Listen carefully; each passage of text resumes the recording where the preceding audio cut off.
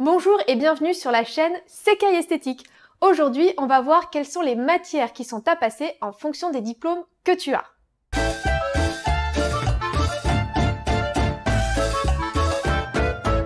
Pour tester gratuitement la formation de Sekai Esthétique, je t'invite à cliquer sur le lien qu'il y a dans la description et comme ça, tu auras accès au début d'un cours ainsi qu'à une vidéo complète de pratique sur le démaquillage.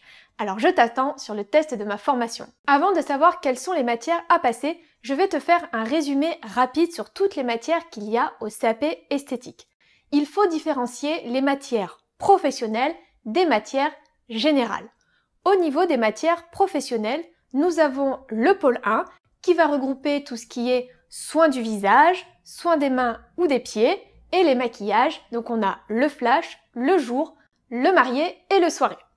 On a ensuite le pôle 2, donc sur le pôle 2, on va voir tout ce qui est lié à ce qu'on appelle les fanères, c'est-à-dire les ongles et les poils. Donc au niveau des poils, bien sûr, je parle des épilations. Donc on va voir tout ce qui est lié aux épilations des sourcils, du maillot échancré, des aisselles, des avant-bras, des jambes et des demi-jambes. Ensuite, dans le pôle 2 toujours, nous allons avoir donc tout ce qui est lié aux ongles, c'est-à-dire beauté des mains ou des pieds, et vernis classique ou vernis semi-permanent. Et la troisième matière professionnelle, c'est la matière pôle 3. Cette matière regroupe, on va dire, tout ce qui est relié à la relation clientèle. Il y aura aussi une petite partie sur les parfums, puisqu'en fait, le jour de l'examen, lors du sketch de vente, tu peux être amené à vendre un parfum. Et d'un autre côté, nous avons donc les matières générales. Au niveau des matières générales, il va y avoir tout ce qui est français, maths, physique, histoire, géographie et ensuite la langue vivante. Donc en général, on parle plutôt de l'anglais. Et il y a une petite matière qui s'appelle la prévention santé-environnement. Avant, la prévention santé-environnement était incluse dans le pôle 1 du CAP esthétique et ne comptait donc pas comme matière générale. Or aujourd'hui, c'est devenu une matière générale obligatoire.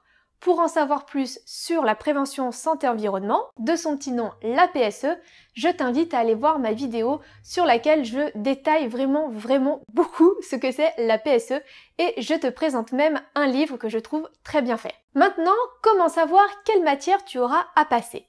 Eh bien cela va tout simplement dépendre des diplômes que tu as déjà ou que tu n'as pas. Alors si tu es une rebelle et que tu n'as aucun diplôme, eh bien il te faudra repasser toutes les matières, à savoir les matières générales, la prévention santé-environnement et les 3 matières professionnelles. Dans ce cas-là, pour valider ton CAP esthétique, il te faudra avoir à la fois la moyenne sur l'ensemble de ton CAP esthétique, mais également sur les matières professionnelles. Il est déjà arrivé que des personnes ne valident pas un CAP esthétique en ayant par exemple 10 ou 11 de moyenne, parce qu'en fait, au niveau des matières professionnelles, elles ont par exemple 9,75 de moyenne. Donc attention, ce n'est pas parce que tu as la moyenne à l'examen que tu obtiens forcément ton CAP esthétique. Ensuite, il y a le cas où tu as un diplôme dit général, par exemple un bac scientifique ou un bac littéraire. Ce diplôme va te permettre de sauter les matières générales, c'est-à-dire tout ce qui va être français, maths, histoire géo, anglais, etc. En revanche, il va falloir que tu passes la PSE, la prévention santé-environnement. En fait, pour l'éviter celle-là, il te faut un diplôme professionnel.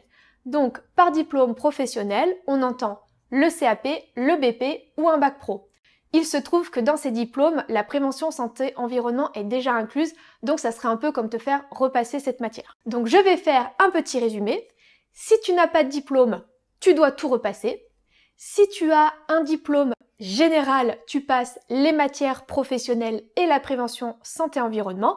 Et le jackpot, si tu as un CAP, un BP ou un bac pro, eh bien dans ce cas-là, tu n'as que les matières professionnelles à passer. Alors, au niveau des diplômes, peu importe l'année sur laquelle tu l'as passé. Un diplôme qui est un diplôme acquis dans le temps.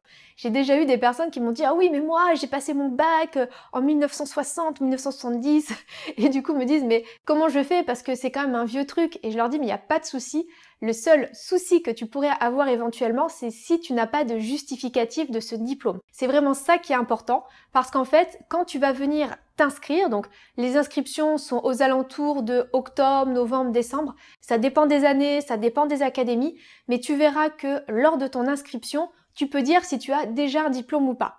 Et là maintenant c'est génial, c'est automatique. Quand tu cliques sur le diplôme que tu as déjà, eh bien ça vient enlever automatiquement, c'est-à-dire ça vient faire directement les dispenses. Tu n'as pas besoin de dire quelle dispense tu veux.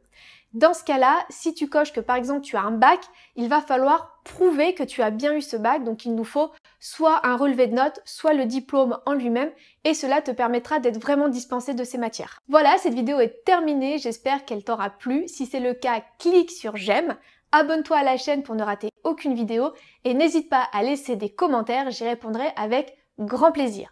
Je te dis à bientôt pour une nouvelle vidéo. Ciao!